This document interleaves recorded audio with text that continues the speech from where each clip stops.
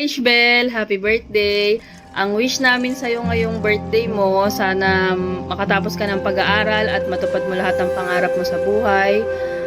Lagi mong mahalin si daddy at mami mo, pati si Bella. At yun, sana maging successful ka sa buhay. At yun, kung meron kang problema o meron kang kailangan, nandito lang kami para sa'yo. I-message mo lang kami. Yun lang. Miss na namin kayong lahat. Mag-ingat kayo dyan. God bless. Ishbel, happy 18th birthday. So, nasabi na ni tita mo yung wish namin para sa'yo.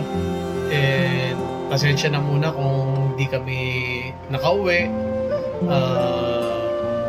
Malay mo, pag ulitin na lang natin yung dipo mo ngayon.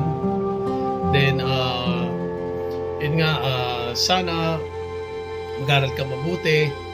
Malay mo, soon, magustuhan mo na pumunta dito. And thank you sa pagiging mapagmahal na pamangkin, no? And God bless you always. Then enjoy. Then sana yung pagiging congeniality ni Tito makuha mo, ha? Yun lang din. Sayang araw or gabi sa inyong lahat dyan sa Pilipinas. Mabuhay! Bye!